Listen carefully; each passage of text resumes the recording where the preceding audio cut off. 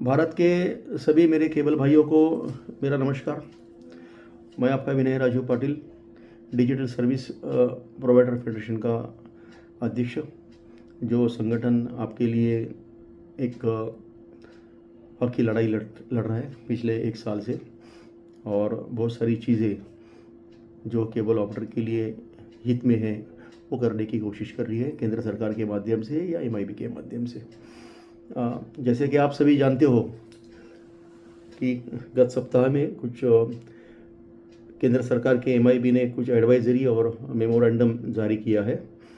उसके तहत केंद्र सरकार ने ये कहा है या एमआईबी ने ये कहा है कि जो ब्रॉडकास्ट पोर्टल जो तैयार किया है उसमें भारत के सभी केबल ऑपरेटर अपना रजिस्ट्रेशन करवा ले।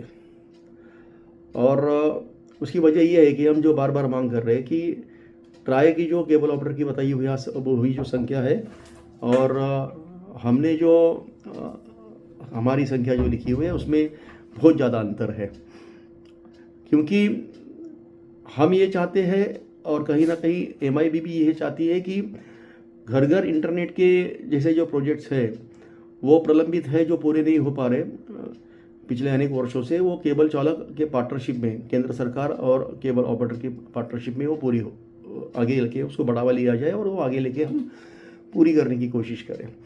इसी सिलसिले में भारत में कितने केबल ऑपरेटर हैं उनकी सही जानकारी मिलना भी आवश्यक है। जैसे कि आप जानते हो कि पोस्टल रजिस्ट्रेशन में हमको बहुत सारी समस्या आती है।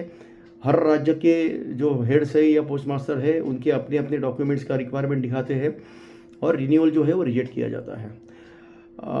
एक्चुअली देखने को जाए तो पोस्टल लाइसेंस जो केबल ऑपरेटर का है उसमें वो रिजेक्ट करने का कोई प्रोविजन ही नहीं है, फिर भी ये किया जाता है। अब बात यह है कि अगर वो पोर्टल पे आप जाते हो और देखते हो कि कौन सी जानकारी देना यह अत्यावश्यक है, उसके ऊपर एक लाल रंग का स्टार मार्क है और वो जानकारी जो है वो आपको भरनी मैंडेटरी है। वो अगर भरोगे नहीं तो आपका पोर्टल आगे नहीं काम करेगा। जो जानकारी ऑप्शनल है यानी कि अत्यावश्यक नहीं है उसके ऊपर कोई स्टार नहीं है। उसमें से एक है जीएसटी। पहली बात तो ये समझ में आपको लेना है कि जीएसटी का जीएसटी जो वसूलने का जो तरीका है जो भारत भर में है, वस्तु और सेवा कर जिसको बोला जाता है, वो जैसे बाकी के व्यापारियों के लिए है तो उसमें से कोई केबल ऑपरेटर अलग नहीं है। जो कानून बाकी के व्यापारियों को है वही कानून हमारे केबल ऑपरेटर के लिए है। उसका मैंने एक उदाहरण भी आपको सामने रख रहा हूँ। मैं आपके सामने कोई भी एक पैक माल आप फॉर एग्जांपल लीजिए कि ब्रेड का पैकेट लो या बिस्किट का पैकेट लो। एक बिस्किट का एक पॉकेट ले लो जो एक दुकानदार बेचता है, उसकी कीमत 40 रुपया है और वो एमआरपी है, उसमें सारे टैक्सेस इंक्लूडेड है, जीएसटी भी है। अब ये समझ लो कि वो जो पॉकेट है बिस्किट का, वो जो दुकानदार को आता है 35 रुपये में और वो 40 रुपये में वो बेचता है, उसको उसमें 5 रुपया जो है वो मुनाफा मिलता है। अब क्या है कि जो मैन्युफैक्चरर कंपनी है या जो वितरक कंपनी है वो जो है वो डीएसटी के दायरे में आते हैं, क्योंकि वो उनका जो व्यापार है, उनका जो टर्नओवर है वो 20 लाख के ऊपर है, बहुत बड़े लोग हैं। तो 35 रुपये का जो टैक्स है वो भर के वो दुकानदार को देते हैं। अब वो दुकानदार जो है जो 5 रुपया मुनाफा कमाता है और उसका टोटल टर्नओवर अगर 20 लाख के अंदर है तो जीएसटी की कक्षा में वो आता नहीं है। अगर वो 20 लाख के ऊपर जाता है उसका टर्नओवर तो जीएसटी की कक्षा में आता है और उसको जो भी हर एक वस्तु और सेवा के लिए जो भी निर्धारित जो जीएसटी है 5% से लेके 28% तक, वो हिसाब से उसको भरना है। एक बहुत सिंपल सी एक बात है, लेकिन हमारे बीच में ऐसे कुछ लोग हैं जो बार बार केबल ऑपरेटर को गुमराह करने की कोशिश करते हैं, डराने की कोशिश करते हैं और एक जो अच्छा उपक्रम हम चालू करते हैं उसमें बाधा डालने की कोशिश करते हैं। पहली बात तो इन्होंने आज तक कोई भी केंद्र सरकार से, एमआईबी से या ट्राई से मिलने की कोशिश नहीं की, ना कोई खत लिखा है, ना कोई बातचीत की है। हमारे बहुत दिल्ली के बहुत बड़े बड़े महानुभाव है, जबकि दिल्ली में सारे हेड ऑफिस है। मैं उनको ये बोलना चाहूँगा अगर आपने कुछ ऐसी बातें की होगी तो कृपया हम सबको अवगत करा दीजिए, हम आपको बहुत बहुत धन्यवाद देंगे। बराबर है। जैसे ही हम कोई नई योजना लाते हैं या नया काम करते हैं, कोई यूट्यूब चैनल वाले चालू हो जाते हैं और उसके माध्यम से ये सोए हुए रहते हैं, लेकिन जैसे ही कुछ हम काम करना चालू करते हैं ये जाग जाते हैं और हमारे जो केबल ऑपरेटर है उनको गुमराह करने की कोशिश करते हैं। देखो, जीएसटी ऐसा है, जीएसटी मतलब वस्तु और सेवा कर, जो देश में एक जैसा है, और जो अदर कमोडिटीज़ है, अदर बिजनेसमैन है, उनको जिस तरीके से जीएसटी लागू होता है उसी तरह से केबल ऑपरेटर को लागू होता है। केबल ऑपरेटर कोई आसमान से उतरा हुआ नहीं है या परदेसी नहीं है, वो भी भारत का ही है। तो जो कानून औरों के लिए है वो हमारे लिए। अगर आपका टर्नओवर 20 लाख के ऊपर जाता है तो आपको जीएसटी भरना अनिवार्य है। अगर आप 20 लाख के दायरे के अंदर हो तो आपको जीएसटी भरना अनिवार्य नहीं। ये बहुत सीधी और सिंपल गोष्ट है। जो भी वस्तु या सेवा आती है वो एमआरपी के साथ आती है और इंक्लूसिव वो जीएसटी आती है, इसलिए वो एक सिस्टम बनाया गया है। तो पहली बात तो किसी को डरने की ज़रूरत नहीं है। दूसरी बात, कोई मल्टी सिस्टम ऑपरेटर है, उनके कुछ ग्रुप में वायरल हो रही है कि अगर 1 अप्रैल तक आपने अगर रजिस्ट्रेशन नहीं किया तो हम आपकी सेवा बंद कर देंगे। मैं उनका स्वागत करता हूँ, वो अपनी सेवा बंद कर सकते हैं। पहली बात तो वो एडवाइजरी या मेमोरेंडम आप देखोगे तो उसमें मैंडेटरी किया है, लेकिन कोई तारीख दी नहीं गई है कि ये तारीख से बंद हो जाएगा।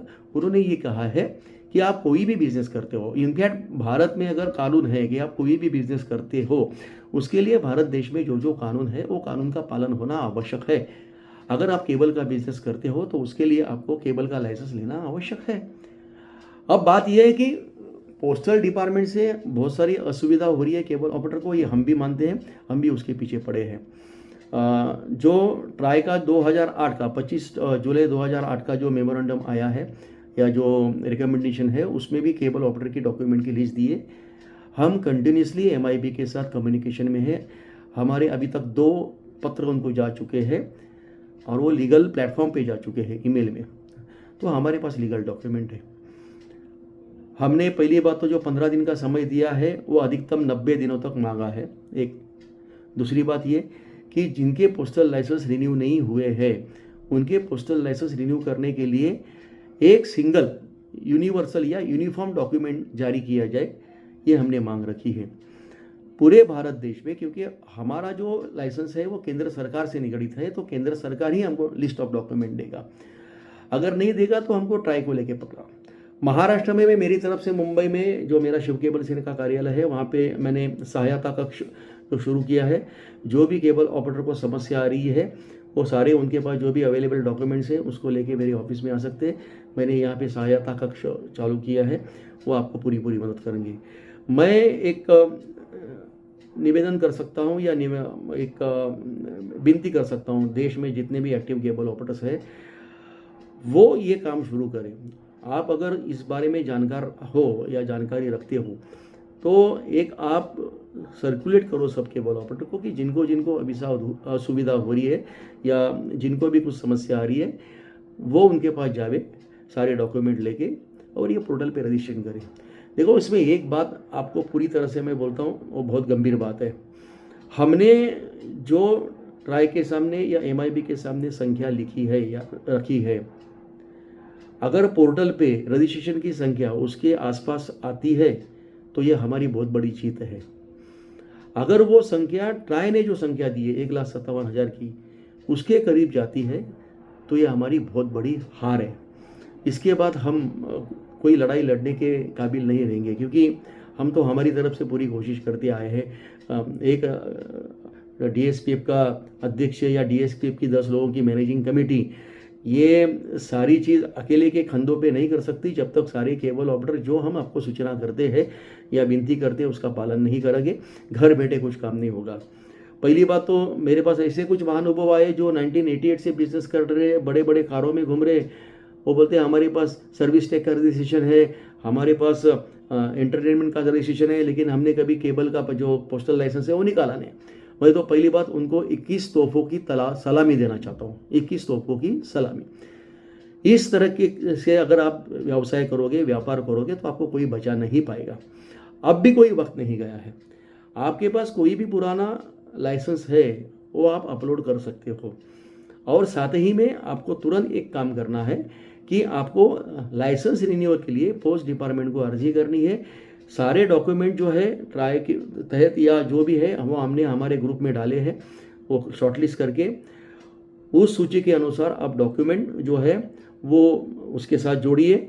अगर वो पोस्टल ऑफिस या पोस्ट का ऑफिस है या जो भी सुपरिटेंडेंट का ऑफिस है आपको पोस्ट का लाइसेंस देने से मना करता है तो उससे लिखित स्वरूप में लीजिए कि कौन सी डॉक्यूमेंट्स नहीं दाखिल करने की वजह से या क्या रिक्वायरमेंट है एक्चुअली पोस्टल लाइसेंस के लिए, जो बार बार बोल रहा हूँ, उनसे लिखित तौर पे आधिकारिक पत्र पे उनसे लीजिए।